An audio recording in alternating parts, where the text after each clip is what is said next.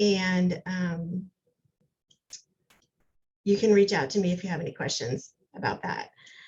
Our moderator this evening is Kelsey Levine. She is the Director of Employer Relations for the College of Engineering.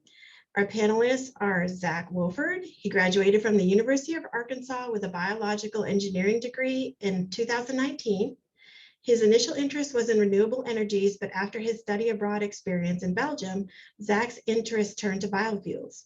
While a student, he also did REU with the U.S. Department of Energy in a biofuel lab. However, the last few semesters in the biological engineering program were heavily involved with water, and Zach became obsessed.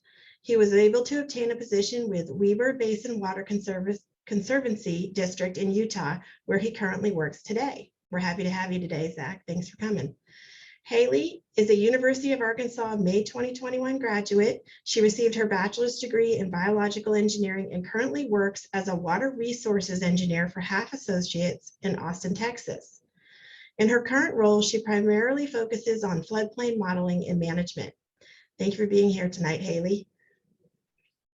Jackson Hedrick graduated from the University of Arkansas in 2019 with a biomedical engineering degree. Upon graduating, Jackson and his wife moved to Memphis, Tennessee, where he works as a quality assurance engineer at Smith & Nephew. Smith & Nephew is a medical device company specializing in orthopedic trauma and reconstruction implants, advanced wound management, and sports medicine. In his role at Smith & Nephew, Jackson manages continuous improvement projects aimed to prevent nonconformances from recurrence and support the escalation process for issues that may lead to a recall. And thank you for joining us tonight, Jackson. Kelsey, do you want to take it away? I would love to. As Margot said, welcome everybody to this wonderful panel, and thanks to Jackson, Zach, and for helping us out and giving us their perspectives. I have a few questions that I'm going to ask kind of up front, and then I plan to open it up to the audience to ask whatever it is they would like to know of you, as well as I want to make sure any questions they have are definitely answered. But to go ahead and get started, the title of this is Connecting with Companies That Don't Come to Campus. That said, can each of you tell us how you ended up in the job you ended up in, or if it was an internship that was the first experience, you can go into that as well instead. And Jackson, we can start with you. Okay, sounds good. Can you guys hear me okay? Yes. All right, perfect. So I'm Jackson. I'm working at Smith & Nephew in Memphis.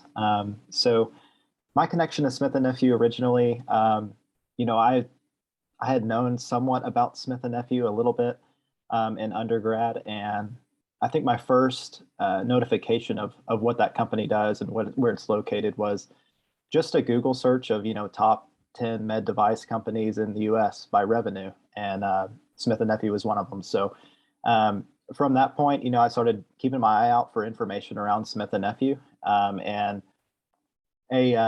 our vice president for robotics development, Brian McKinnon, actually had some connections with the University of Arkansas, and he gave a brief seminar, I want to say my sophomore or junior year. And so from then on, that was also another reason to have Smith & Nephew on my radar. And so, just keeping a lookout for jobs that Smith & Nephew posted around my first semester senior year, I started applying to a number of companies that I was having my eye out for, but Smith & Nephew was the one that ended up going through their interview process and really enjoying the company and their values, and landed with them. Awesome, thanks. Haley, you want to go next? Sure. So full disclosure, I did actually meet with a recruiter at the University of Arkansas for this particular job. But I work for Half Associates, but Half Associates is a well-known water resources engineering firm. They have lots of practices, but water resources is kind of a big deal here. So I had interest in them, outside of the career fair. Once I did meet with a recruiter at the University of Arkansas, I flew to San Antonio to meet with a recruiter in person and speak with them, kind of like have like a one-on-one interview with them. So I learned about them my senior year. I you know, I took it beyond the career fair. I did what I could to meet with them in person. I actually drove from San Antonio to Austin. I don't know if you're familiar with that, but that's like a 2-hour drive, like during rush hour traffic, so that I can meet with both like the San Antonio and the Austin office in the same day, because I like really wanted to work for this company. So that I could, yeah, meet with the recruiters here. So yeah, my story is probably a little bit different than Zach's and Jackson's, because I did meet with someone at the career fair. But yeah, so there's that. Question. So you did meet with somebody at the career fair. Yes. Was the recruiter at the career fair recruiting for a specific office and then had to connect you to maybe Yes. different locations? Yes, they were actually recruiting for the Little Rock locations, but I advocated for myself. I did not want to work in Little Rock. I wanted to move back to Texas. So that's where Austin, San Antonio sort of happened. Awesome, thanks. And then last but not least. Yeah, mine's probably the scenario y'all are maybe looking for, especially folks who are a little more anxious about getting a job, because it was just a very big net. You just got to cast a huge net. And so, yeah, I wanted to have something lined up after I left college, because leaving college was also, I was relying on scholarships for a long time to exist. And so needed some income. And I think I applied to like 48 to 60 places just total. And a lot of them were geared towards things I was interested in, even biofuel stuff, like anaerobic digester to energy.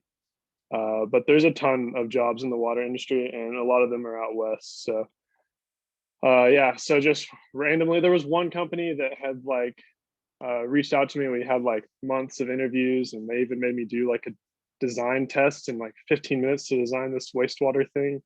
It was brutal. And then they just disappeared, and they like never responded to me again. So got ghosted. And then out of nowhere, this little public water district in Utah reached out, and sounded like they were equally desperate to hire someone because their workload's crazy. And yeah, so they flew me out here, got to meet them all. They drove me all around the watershed, and yeah, it's really hard to say no when you get to work in the mountains like this. So they showed me all that, and it was like, yeah, I just said yes that day because I don't know, had nothing really holding me back. So yep.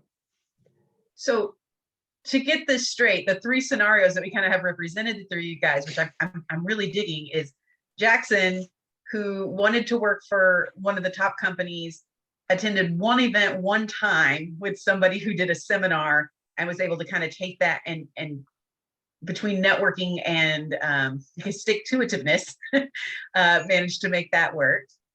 We have Haley, who did discover her company at the career fair, but didn't want that version of the company at the career fair, and really worked on finding a version, like basically found a way to work for a different version of that office that wasn't actively recruiting at the career fair, actually.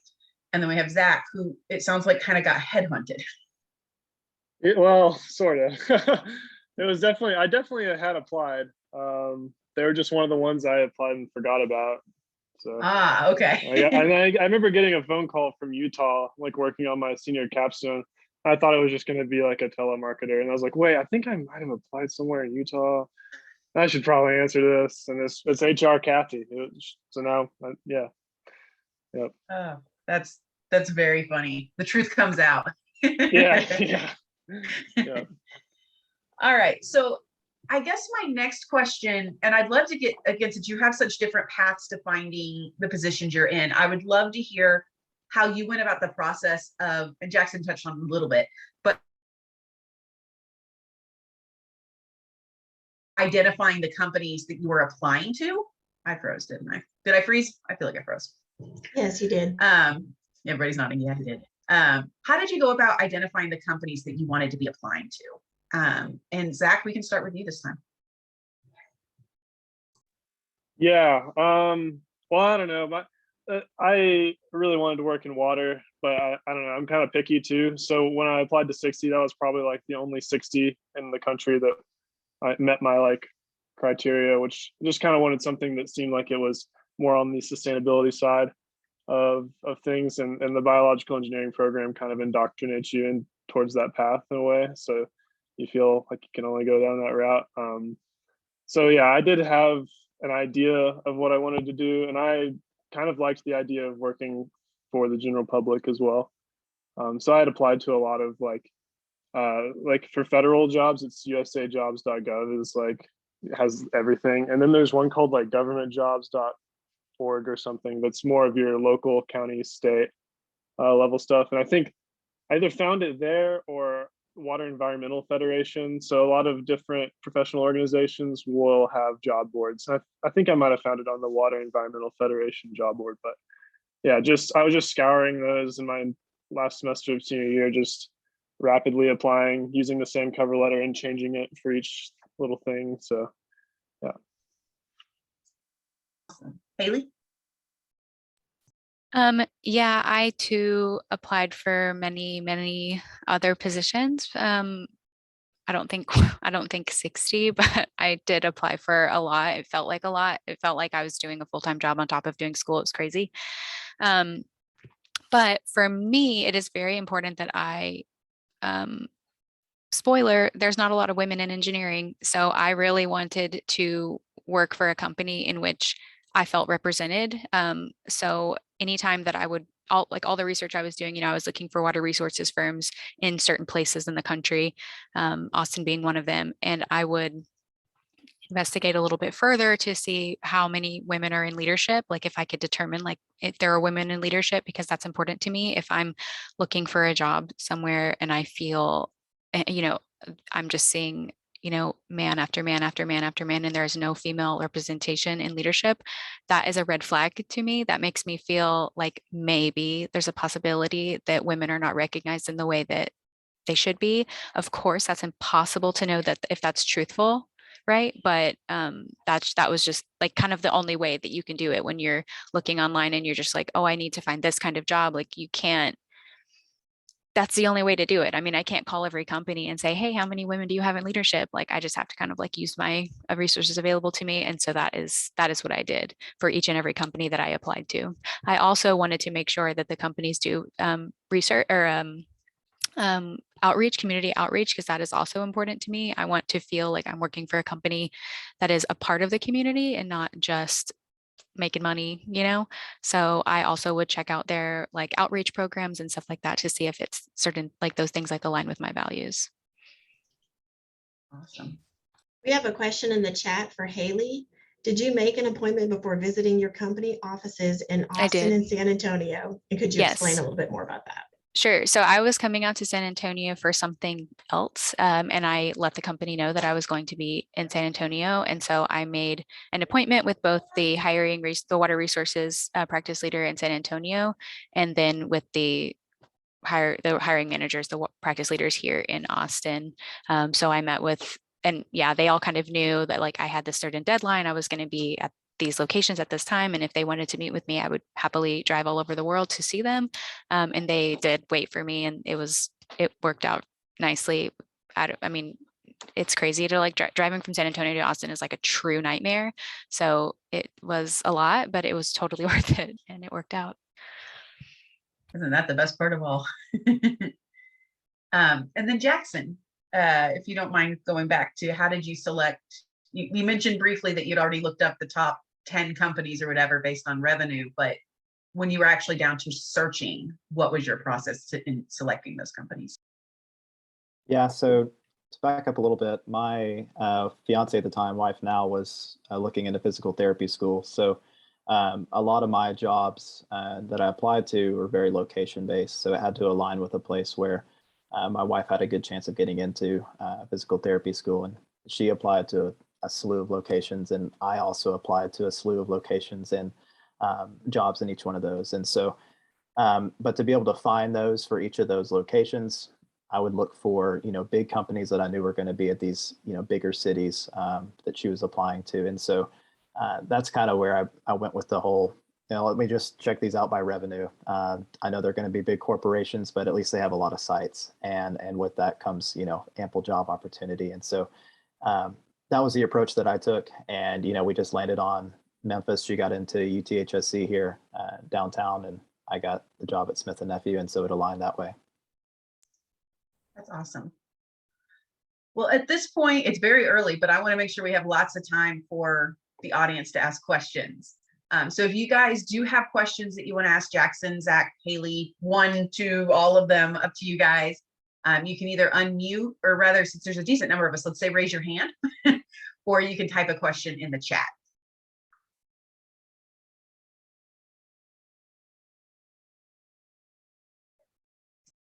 Oops. Yes, Brianna, or is it Brianna? It's Brianna, but either way, it's fine.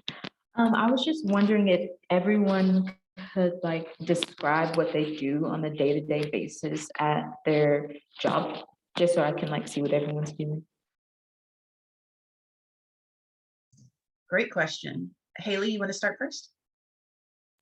Sure. So I work in, like I mentioned, water resources engineering. And if you're going into any form of civil, you'll learn that every kind of practice has a different definition of what they actually do. In our version of water resources engineering, we do floodplain modeling and management. So every, climate change is happening, it's raining more and more. We need to make sure that the floodplains are up to date, because floodplains, they affect where the floodplains are drawn according to FEMA. We have to, that affects what people pay for flood insurance, or whether or not a building or a structure can be built in a particular area. That determines how tall or wide or long a bridge needs to be, how big culverts need to be for safe transportation. So we take a lot of data, a lot of data, and we do surveying, and we do field visits and things like that. And we kind of use all of that data, we map that data, and we use lots of different programs to model the floodplains. The floodplains are constantly changing. Anytime that new rainfall data is released, we have to update those floodplains. That only happens every 5 years or so, but these floodplains are really massive. So it takes these studies and these things that we're doing take sometimes 2 or 3 years just to map and model one floodplain. So it's there's a lot of modeling involved. I'm using HEC-RAS and HEC-HMS all day long, every day, Excel all day long, every day, ArcGIS all day long, every day. But that being said, every day is a little bit different depending on what project you're working on. So I'm working on 3 projects right now. One in particular is requiring that I go out to the field. So tomorrow, we're leaving in the morning to go out to the field to look at several different crossings that are flooding during storm events. And we're working with the city to design new structures to convey the flood plain that's in the floodplain, to convey the flood waters to prevent these homes. People are flooding, roadways are flooding, that's dangerous for EMT. You can't get there whenever there's a flood event. It's really bad. So yeah, that's a little bit of what I do. Awesome. Thanks, Haley. Jackson, you want to go next? Sure. So Smith & Nephew, they're a huge company and they have different divisions, but the area that I work in is in orthopedics. So we make hips, knees, and trauma plates, trauma nails, screws, a lot of those types of devices, implants. And, with implants comes a lot of FDA regulations, and being a global company, we have to be compliant to, all standards across the globe. And, with manufacturing as big as we are, I think we have 1,400 or so employees at the Memphis site alone. It's a huge operation, 24/7. We know bad things are going to happen. You're going to make bad product. What matters to the FDA, though, is how are you mitigating that risk and ensuring that trends in making bad products doesn't continue. And so as a quality engineer, I'm working to manage projects that are aimed at preventing reoccurrence of issues. And then also I help with field action, so recalls. Unfortunately, it happens. You send bad product out the door, but we want to be quick and timely and effective in removing those products when the risk is at a level where we deem it necessary to remove those products from the field. So with that comes a lot of investigation activities, and a lot of manufacturing knowledge and understanding how these parts are made. Ultimately, I see something new every day. Something's always going wrong. So my day, it's a lot of we call it fighting fires, across the different plants. And so, I mean, this week right now we're actually in an audit right now. So it's standard to have audits throughout the year and making sure you're staying compliant. And so that's pretty much my job in a nutshell. I have to wear a few different hats, but ultimately it's fighting fires. Awesome. And Zach, a little more about what you do. Yeah, so Utah is a super dry place. It's the second or third driest state, but we're also like the highest per capita water users. So part of my problem is just figuring out how to get all that water to get to the people, and how to get them to conserve it. So yeah, there's, like Jackson, many hats. I was writing out my monthly board report. I have like 11 projects right now that are like from now to 5 years out, but just a little slice of it. I do a lot of project management, so a lot more just coordination with contractors, consultants, cities. I have 3 cities that I maintain all of our infrastructure in, and I'm kind of the resource for that for the district. And then they'll give me some design work too. I just finished building a fish passage on one of the fragmented streams along the Weber River, so that the Bonneville trout, which are sort of threatened, can get up there and spawn. So that was fun. Just almost had no oversight, just design and build it. Yeah, we're pretty overworked, so a lot of times we have these grant projects where it's like they just got to give it to someone, and a lot of them end up being these really fun, like sustainability focused projects. But so yeah, that the last few weeks I've been doing a climate study, trying to predict the future of what precipitation looks like here and what demand looks like, so that we know how much power we're going to be using and how much we'll be generating through our hydro turbines. And that's really hard to do because there's so many different scenarios. You can assume it's going to get hotter and drier here. We're pretty settled into like a 20-year long drought or aridification of the area. And so trying to figure out how to find a trend line for what it's going to be like in 2060 when our population doubles here. So a lot of people are moving here, a lot of babies are being born, and yeah, so trying to figure that out. And today I kind of came up with an answer. We'll see.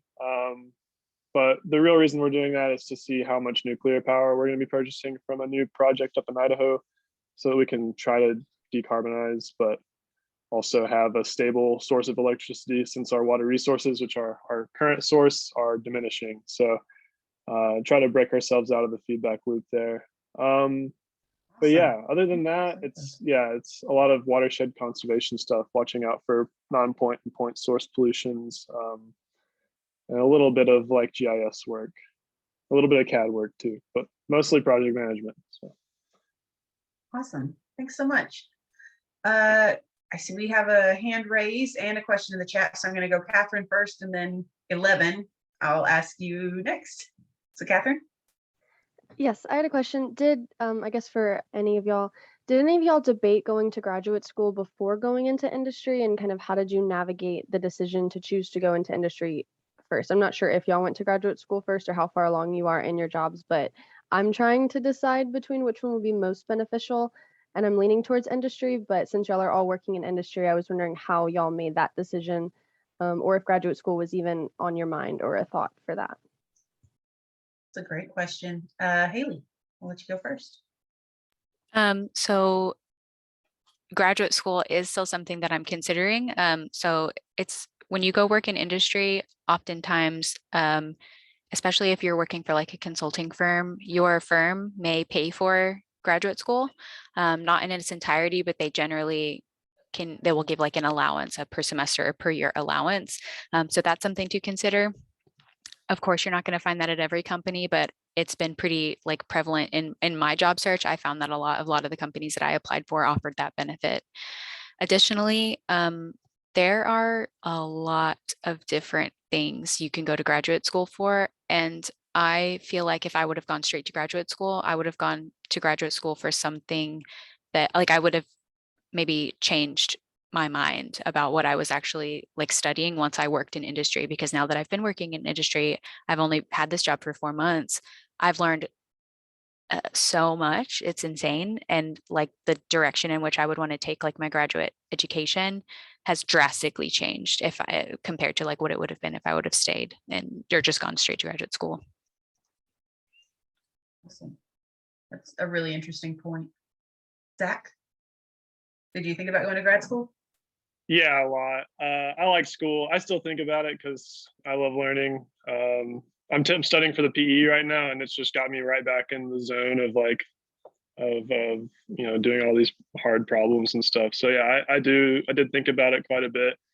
I had a lot of research experience in college, but not a lot of work experience. And I wanted to have the latter too. And I thought research was a little bit too focused for me. Wanted something a little more real world and like large scale. So I found that luckily. But yeah, like Haley said, a lot of the similar situations. I just felt like I wouldn't know exactly what I'd be doing going into it. None of the fields I had done research on were particularly compelling to me yet. Now that I'm in my industry, I'm like absolutely obsessed with the topic that I study here. And have gotten to be connected with a lot of professors that are helping me do some of the research and generating these climate studies and stuff. And so, yeah, I definitely lean back towards it sometimes. It's always kind of going back and forth, but yeah, definitely learned a lot in the industry. And so getting that little craving is still being satiated some level. So. Awesome, thanks. And Jackson, were you thinking about that too? Was that further complicating your search with your now wife? Yeah, so I knew I wanted to provide for my wife whenever we graduated, and I know she'd be pulling in a lot of student loans. So I wanted to mitigate that as much as I could. So that's why I wanted a job coming out of graduation from undergrad. Now, that being said, I didn't wait long before starting a grad school program. I started my master's this fall after I graduated because my company paid for it, and finished this past May. So it was pretty cool. I went through the online program at U of A for the master's in engineering, and it was paid for, and it helped me get a promotion. So it's definitely worthwhile. I would say what they both said. I mean, it's kind of like going into undergrad. In high school, you might think you know exactly what you want to do, but you get into undergrad and you realize, oh wow, I had no idea this stuff existed. And so it might really shape your path if you get a job after undergrad first, and then be able to refine your path and specialize. Because a master's or a PhD, it's going to really put you in a very niche area. It's going to be a very specific field, and you want to be able to make sure that you get into the field that you really want. And so getting that real world experience will absolutely help you. I really love the way you phrased that, like when you were in high school and going into college and you felt like, oh, I know what I want to do. Oh, I don't know what's out there. And I really think that was a very smart way to make that connection, actually. Okay, we have a Margo? couple of questions in the chat. The first one is from Hannah. She says, I'm a biomedical engineering major and I would really like to get an internship this summer. I've done quite a lot of Googling, but nothing has really stood out. Do you have any advice on finding companies that are looking for biomedical engineering interns, or really any advice for finding and being successful at internships? And we will obviously let Jackson take this as the biomedical engineering representative of the panel. So I would say if you're a young undergrad, take any experience you can get in a summer. It's going to be helpful to provide for that next summer. If you're a freshman going into sophomore year going to junior going to senior, you have 3 opportunities to really find an internship. Now, I know this time of year, if you're looking right now, I know not all companies have really posted their internships for this next year. So if you may not be finding as much, you might be just a little early. Now keep looking, do your searches weekly, or set up job alerts on Handshake or LinkedIn or Glassdoor. There's a few different options out there that they can you can just put in a keyword like intern or in this area or for this company, and they'll automatically send you those jobs once they get posted. Highly recommend doing that. As far as being successful at internships, you know, it depends on where you're at. You know, you're going to want to, it's different, you know, working, you know, 8 to 5, you know, you're going to want to be able to, you know, perform as well as you can. Of course, you know, you're not going to want to, you know, be lacking in anything for that. So I'd say, you know, just give it all you can whenever you get to that point. And you'll see some things that say cover letter is optional. I'd absolutely say write a cover letter. Always do cover letters. It helps them take you off from just being a paper on your resume and actually put a person to that any type of qualifications you have. It really does help. So that's probably all I got. I don't know if you guys have anything else to add for internships. Yeah, Zach or Haley, do you have any extra nuggets you'd like to add or move on? I'll add, though it's not related to biomedical engineering, I don't know what the department is like at the University of Arkansas, but to reach out to your professors, because they have connections, they have a lot of connections. And they may even have like on-campus opportunities. I had an on-campus internship because of Dr. Marty Matlock. I was connected to him through Dr. Runkle, and yeah, so I had an on-campus internship because of that. So just be a good student and treat your professors like professional people, because they are like that's their job, right? Their job is to teach you. And yeah, they can guide you.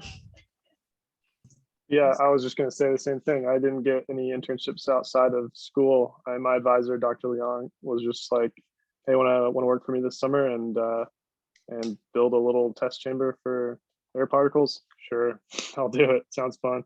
So yeah, definitely use your professors as a resource for that. Okay, we have another question from Sheltwan. When did you take the FE and start studying for it? It seems hard to market my FE certification if I don't do it before I graduate, but wouldn't I need all of my classes that I would take senior year? I don't think all of you have taken the FE, right? I You all have. Okay. Yeah. I have not. Oh, maybe not. Jeff. Oh, okay. Zach or Haley, either of you want to take this? Yeah, no, it's you don't have to have all your classes before you take it. I think as long as you have a general understanding of, I think hydrology is important on there, or I guess depending on which one you're doing. But as long as you understand the reference manual and how to find things on there, you're probably good to go. I took mine like April of my senior year, so just right at the end, slapped EIT on all of the applications. I was doing that anyway, just assuming I would get it. So it was high stakes. I had to pass. So, but I did, and you will. It's not you definitely brain drains you, and you feel terrible when you leave it. But there's a really low threshold for passing, so it's not too crazy. Yeah, one of the things that scared me most was like all the other certification, like postgraduate exams like this, people take multiple times, but I've seen like people on average take this once. Just like that's just something that is weird to me. Like, yeah, and a lot of people, my bosses like didn't care. There's a lot of folks that don't really care about it.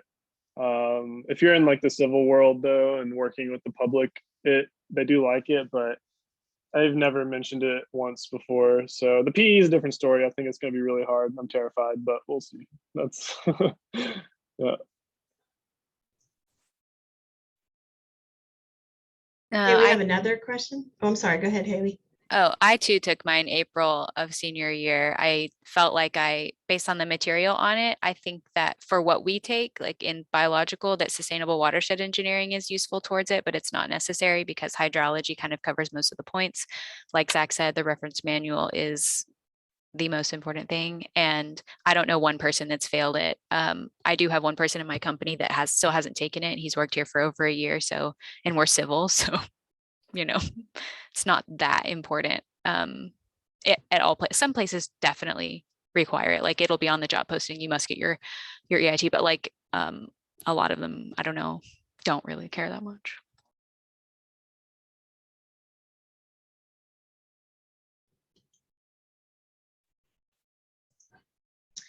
Okay, another question from the chat, and this is also about the FE.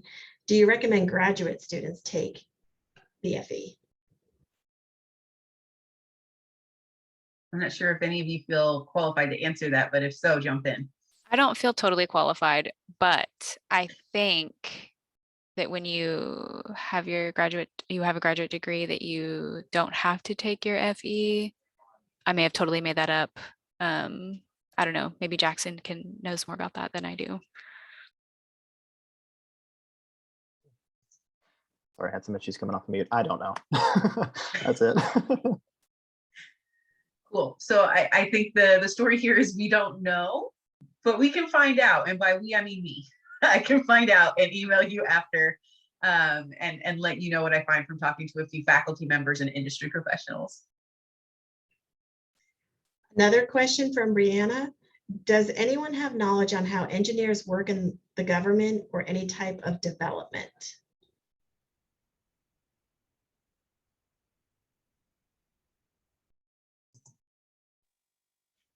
I do work for the government, but I don't know, what do you mean by development? I'm unsure.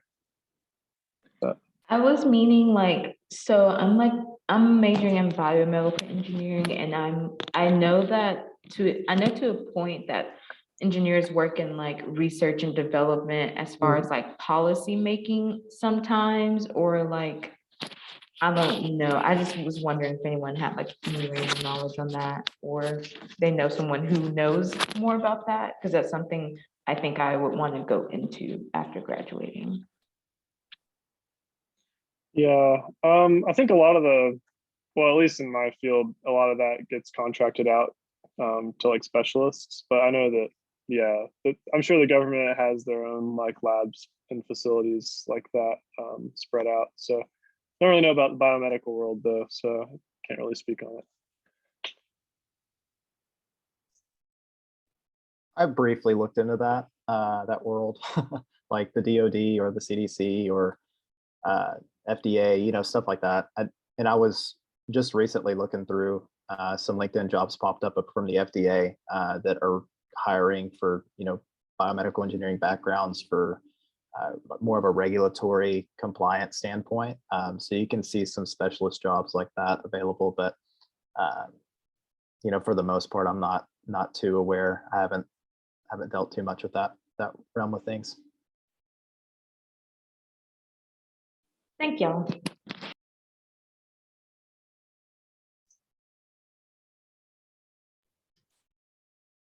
Okay, we have a few more questions in the chat. From Tina, where do you get studying resources for the FE, for example, online or a bookstore? And how would you suggest the seniors start studying for it? Haley, you want to take this one? You should order from the what is it, the NCEES website. If you go onto the NCEES website, then you can order the latest and greatest question booklet or whatever. Do not buy the reference manual. Do not buy the reference manual because it's free. And if you buy the reference manual, they send you a physical copy, and you can't use a physical copy on the FE. You have to use the computer-based one that they give you. So I repeat, do not buy the reference manual. It's very expensive and people buy it and then they're like, oh, I can't even use this. So do not do that. Just get used to using it on your computer and download the one that you can for free. But yes, NCEES website. I also ordered an old question booklet from Amazon or something, but it wasn't like a official NCEES one. It was just like an old random one from some random thing I found on Amazon, but I did find it incredibly helpful. So I only used those two books. I just went through the questions. I answered them. If I got them wrong, I looked at the solution and I figured out how I did it wrong. I didn't just move on. I was like, where did I go wrong? How do I do it right? And then I just retook the test over and over again. And yeah, that's basically it. Awesome. Okay, we Um, have another ahead. question.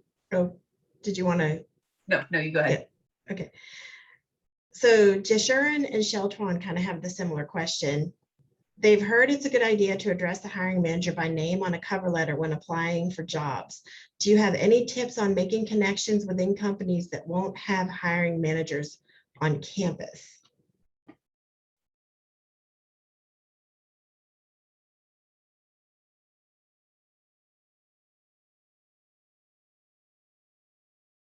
So essentially, how did you guys network? I think is maybe the broader version of that question.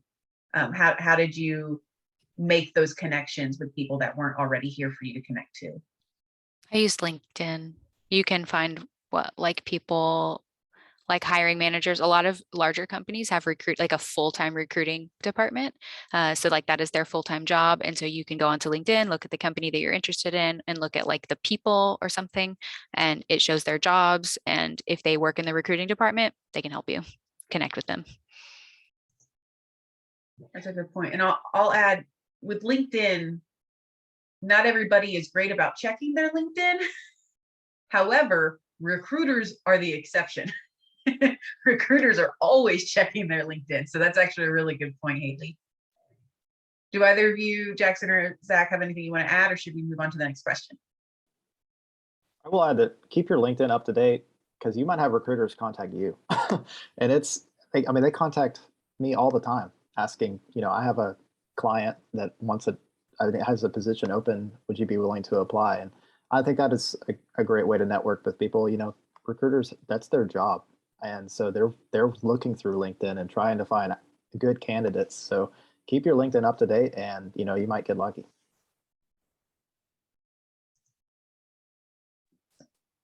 I got nothing to add. I didn't know networking. I just found a website with a job page. So, yeah.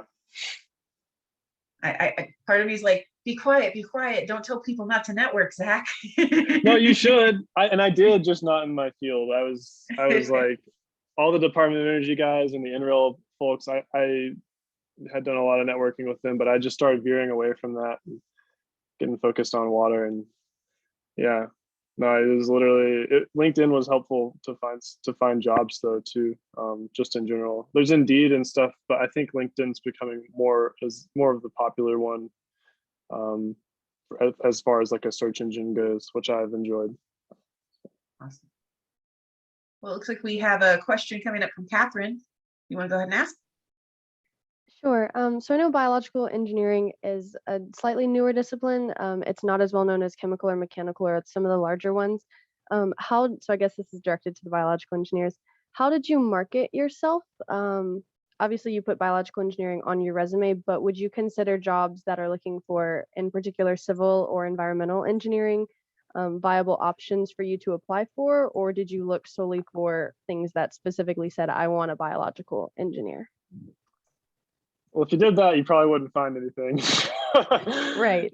So and you probably experienced that, and so did I, and that's a very common frustration that bios have. But yeah, no, it was just you just wore the hat for whatever you were applying to. So if it's an environmental job, just call yourself an environmental. If you took an environmental class with Dr. Ferry in the civil department, you know as much as they do. So you can call yourself that. Feel free. Or like civil. I mean, if you want to do road drainage, transportation stuff, just say you know that because you do.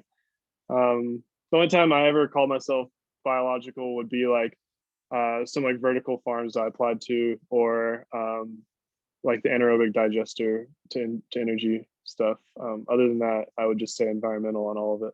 And that's the one I ended up getting. I called myself environmental for. So.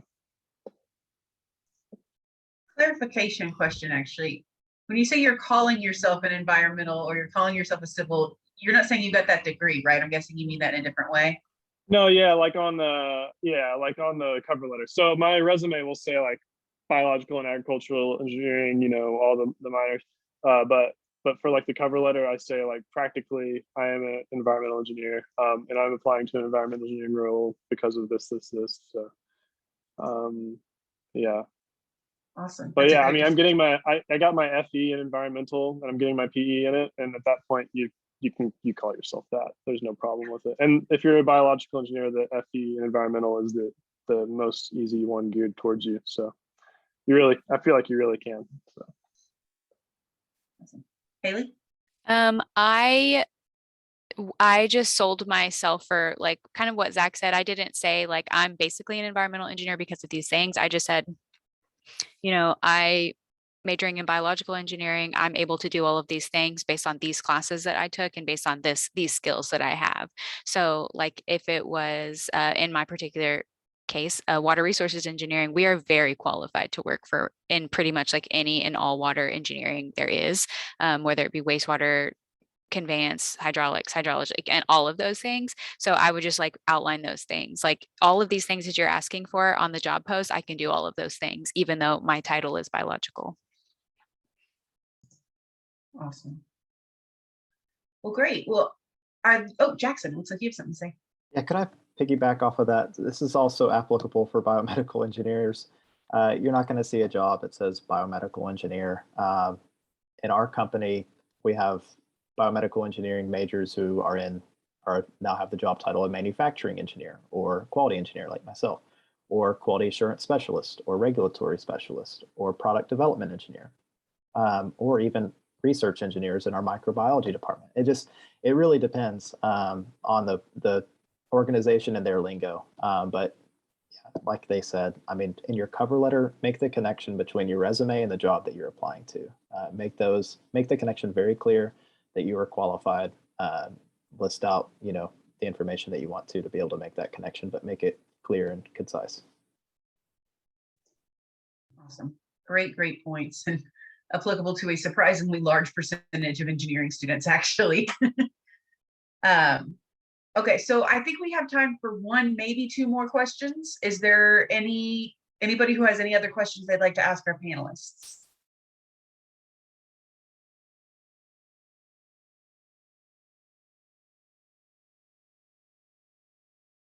I'm going to give it a second because it doesn't tell me when people are typing in the chat. And if someone's typing something, I want them to have a chance to actually press enter.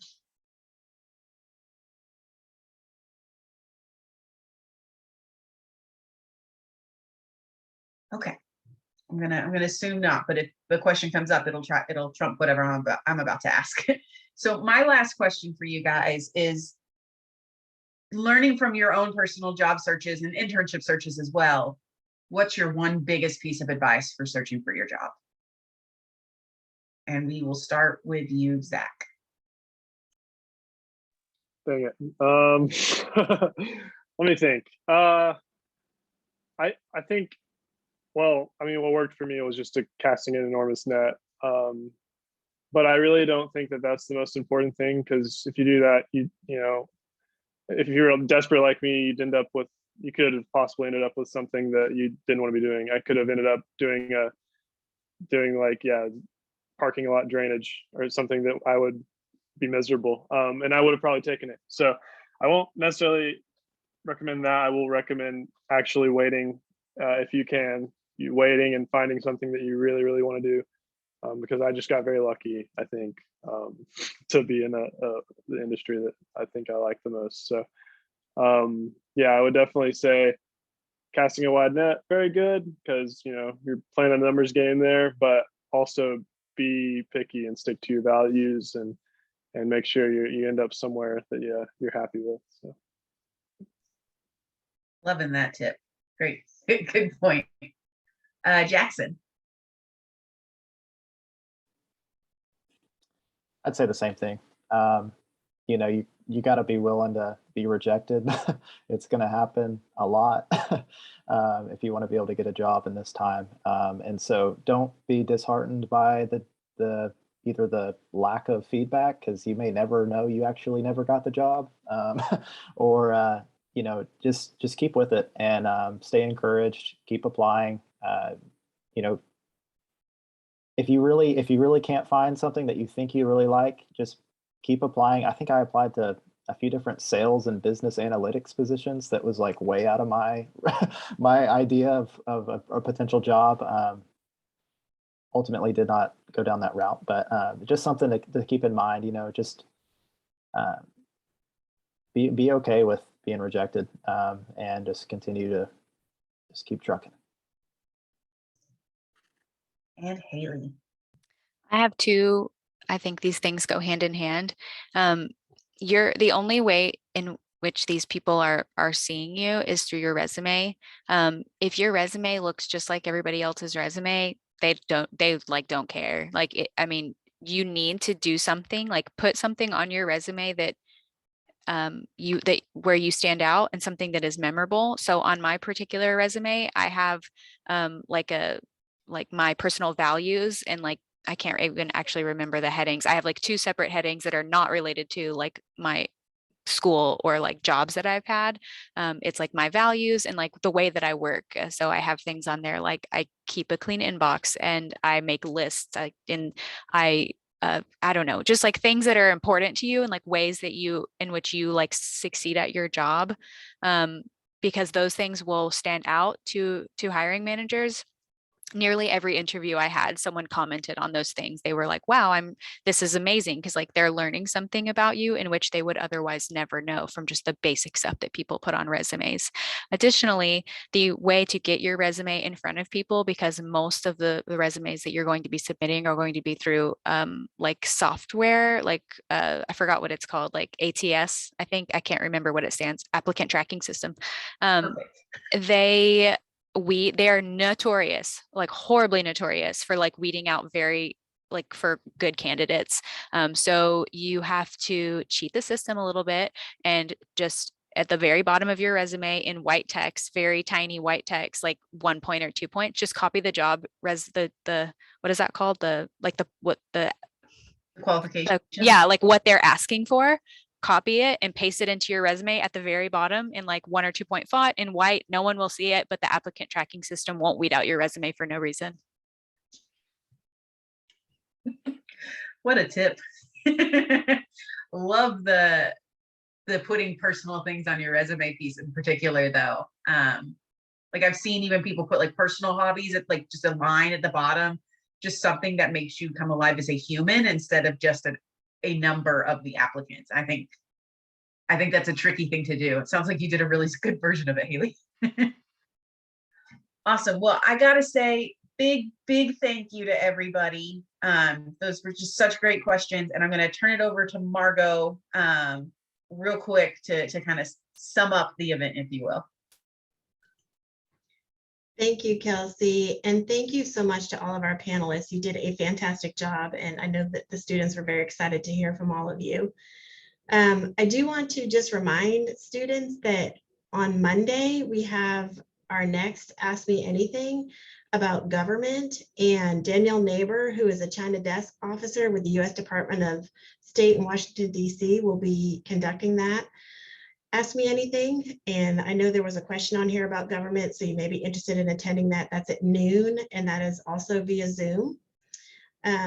On Tuesday, the 28th, we have our STEM employer resume reviews. You don't need to register for that. Just go on over to the union with a printed copy of your resume and have your resume looked at by an employer.